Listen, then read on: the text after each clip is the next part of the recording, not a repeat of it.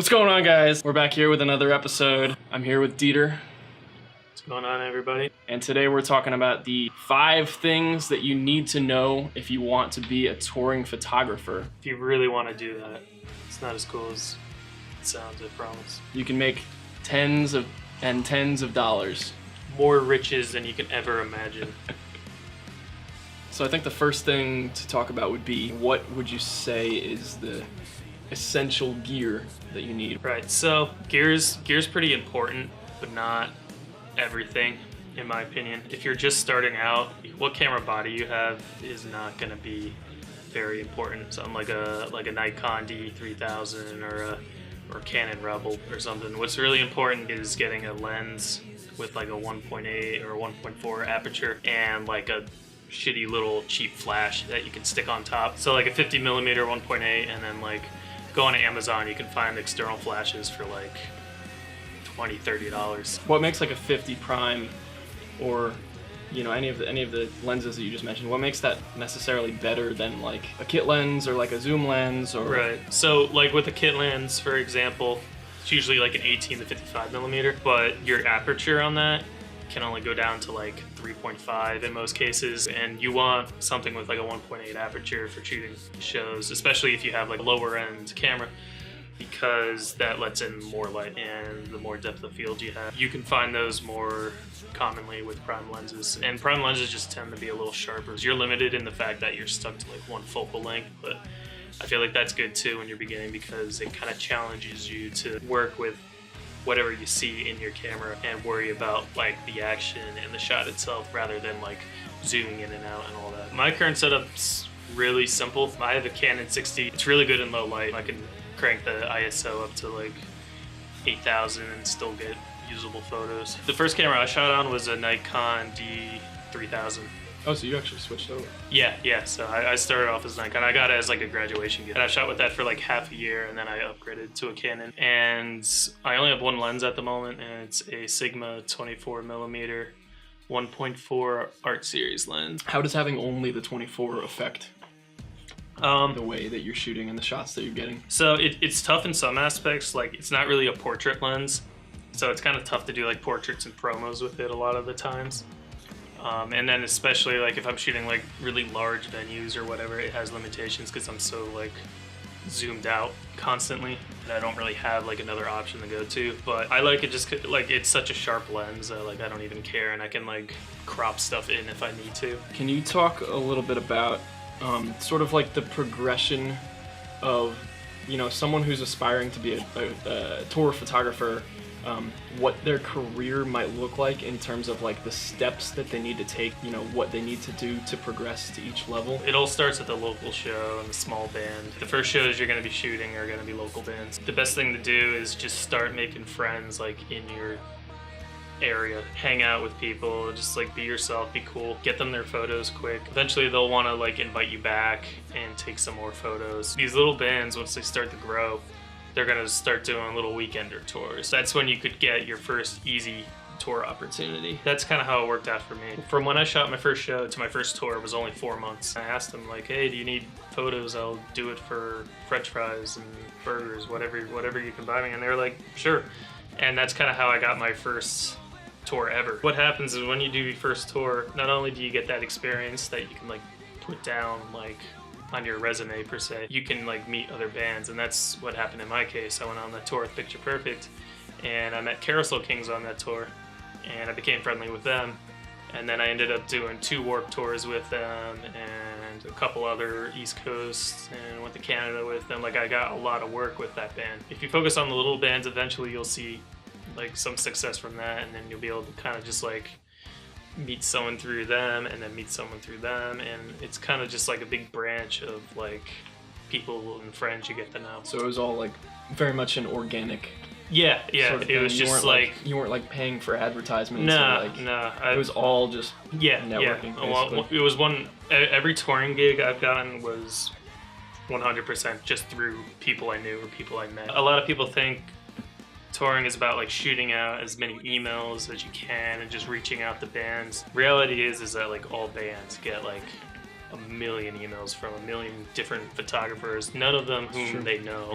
Most of these bands already have a person that they probably made friends with like 3 years ago before they were even touring. That's not to say the band would never take someone who's capable and talented on the road. You know, that's like out of the question. Yeah, because it happens. I mean, for sure. I mean, we get emails all the time from people who want to go on the road with us. We'll always check out their portfolios, but you know, when it really comes down to it, it's not only a question of your talent, but you know, who you are as a person. Are we friends with you, and do we think that we're going to like get along with you, living, you know, in a 5-foot radius of you for however long at a time? There are instances where like a band will take a chance on a random person that shot them an email because maybe they don't have anyone else available at the time. But Especially if their work is fantastic. in my opinion, it's not even about like making like connections or all that. You know, it's just about like being cool and like making genuine pals. The whole thing with like organic growth is that if it's not genuine, it's very obvious when someone is like just out there trying to like network for the sake of networking. Yeah, exactly. And then another point I want to make is like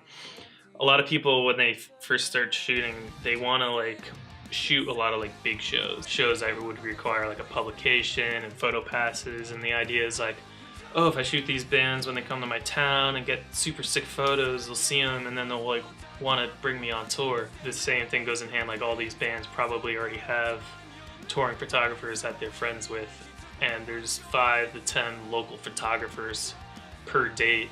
So even if your work's amazing and they see it, it's not going to land you a touring gig, most likely. What can you tell me about like how do you work? What is your process? My workflow for like normal shoots, we'll say you're a beginner and you're just starting. You just shot your first local show. When I first started shooting, after the show I would go home and I would import that night. So I have everything on the computer, and then I'd probably go to bed because it's usually like 11 or 12. And what I found is that if I start editing late at night, like after the show, sometimes I would do that because I was like so excited. Whenever I wake up, I would always hate whatever I did that night. Really? And just like start over again. What do you think? Why do you think that is? Do you think that's just something to do with just like being tired? I think a lot of it's just kind of like an in the moment thing, and like the adrenaline and like and like being fatigued. How important do you find that it is to get the photos out same day or as close to it as possible? Yeah. When you're on tour? Steve from my band Gloom is calling. What's in the Gloom? Tour, it's pretty much a requirement to do the photos like the day or night of, because the farther you get away from that date, the more relevant they become. And when you're having a show every single day, within a day or two, the photos you took from that show, they don't matter. Yeah, I definitely find that like when we as the band have posted photos from, you know, the day of and it's still like fresh in people's minds, it gets a lot more engagement on social media because, you know, the people that were at that show will be much more likely to engage with that content because, you know, it literally just happened. Because we're posting every single day of tour, generally we want to make sure that we have like a huge backlog of like just a giant catalog of pictures that we can pull from if we want to. Do you think there's like an appropriate time where you should start charging bands for photos, and like how much is that, you know, like what does that sort of look like? I didn't start charging for photos until like not consistently. Like I was shooting for like 2 years until I started charging like consistently. I feel like in the first 6 months to a year, like you're probably not gonna find a lot of bands who want to pay for your work. You probably shouldn't like expect it either. Yeah, and I don't think there's a problem with asking, but in my opinion, like if a band doesn't want to pay you or can't pay you, I say shoot it anyways, because you need to be building your portfolio and making connections, whether you're making money or not. And once you get a good portfolio and you've been touring for a while, you may not even get paid your first tour. Like I said, my first like 4 tours, I didn't get paid. When I'm editing, what I'll do is I'll slap the preset I've made on all my photos, and then I'll go photo by photo and sort out all the bad ones, which is about 90% of the photos. If I shoot, whenever I come across one I like, then I'll kind of like tweak it. I'll tweak the exposures and the white balances and paint and light and clarity and all that. I usually shoot like 100 photos per set. So if someone saw a photo on a feed and they were like, oh, that's a Dieter photo, Yeah. what would that look like? A lot of colors, probably pretty warm. I like making my photos sharp and painting in light too. I mess around with like light flares a lot, so if there's like a performer and there's like a light behind them, I'll like really blow it out and manipulate it. Tell me about creating an online presence.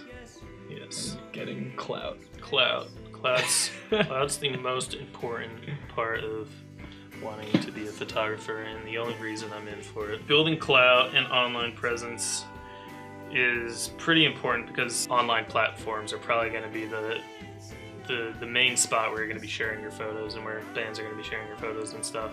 So I use Twitter a lot. I use Instagram a lot. Tumblr's always been really big for me. Before I even started taking photos at shows, I would just make like edits for Tumblr, and then once I was able to start shooting shows, I was sharing that stuff on my Tumblr. Do you get recognized? Yeah. I was like, yeah, you're Unrath, right? Like it's D Unrath, but people don't realize that. My Tumblr following kind of leaked into like my Instagram following and my Twitter following and all that. In a lot of cases, like your Instagram is gonna be like your portfolio. If you're not putting only like your best work on your Instagram, you don't want to be showing potential clients or people you're working with or new friends. I don't like the words clients because I feel like everyone I work with is just like a pal. A lot of potential people you may be working with are gonna look at your Instagram as opposed to anything else. So you would want nothing but your best stuff on there. What can you tell me about the role of a photographer when you're actually on the road with the band, in the van, at the venue, etc.? For one, I think it's important to be kind of like the fly on the wall. Your job is really just to observe and document the days and take as many photos as you can. You don't really want to get like too involved in decisions, in my opinion at least, unless you're like that comfortable with the band or you're tour managing them or something like that. It's not really like your call for most things. You're kind of just like hanging. And of course, if a band like asks for your opinion or whatever, then like sure. And like some bands are comfortable enough where like it may just vibe that like, you know, you're just as involved. Of course, like a lot of times you'll be doing like other duties like merch. Like I'd say about half the tours I've done, I'm also doing merch. And sometimes they'll pay extra for it, sometimes they won't, but you can make tips either way. Every time I've done Warped Tour, I've been the merch guy as well, and that's kind of been like an extra source of income, so it's not a bad thing to do. Obviously the most important thing is like do your work, because you're there for a reason. You're shooting photos, you're editing. The thing about tour is like once you get behind one day, like it kind of piles up because there's just show after show after show, so you can never really like play catch up if you fall behind. A lot of other bands, there's like a lot of like extracurricular a lot of extracurricular activities going on. So just try and be like responsible. When you're on the road, just remember at the same time, although you're not in the band, you're still kind of like representing them. So don't do anything stupid. Don't say anything stupid. Just kind of just be smart and mindful, because whatever your actions and words are, they also reflect the band that you're touring with, and you don't want to leave a bad rap on them. And also like just try and make friends with everybody on the tour package, and that'll just happen naturally because you're all going to the same shows and cities for a week or two or a month even. So you're gonna make friends with the other photographers on the tour and the other bands on the tour, and chances are if your work's good enough and you shoot them, sometimes the other bands on the tour may want to work with you further along. And if you make friends with photographers on the tour, you're probably gonna share gear and all that, and that's all stuff that's happened to me. So you are hitting the road in about 2 weeks? I think next week I'm leaving. Yeah, I'm leaving with Hang Tight for, I think it's like 2 weeks. I don't even know. You know, I didn't really look at the routing. You guys can follow Dieter. Give me my clout. What platforms can we follow you?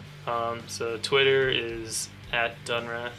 We could put like a little text thing or whatever. But yeah, follow Twitter's @Unrath. That's been my favorite social media as of late. My Instagram is just my name, @DieterUnrath. My Tumblr is also Dunrath, but there's a lot of like sad posts there, so get ready to cry or just feel like really weird. I don't know. But yeah, my website's also just my name.com if you want to check that out. Also check out Gloom. It's my shitty band. We're putting out a link. Yeah, Gloom NJ. We're putting out a record later this fall. It's pretty heavy. And if you guys liked what you saw here today and you thought it was helpful or beneficial, you can feel free to subscribe either down below or up top. And man, what else is there? I don't know. Have a great I feel week. like I talk so much. Thanks for letting me ramble, Chris. Thanks for letting me sip your tea. Bye. This is the tea.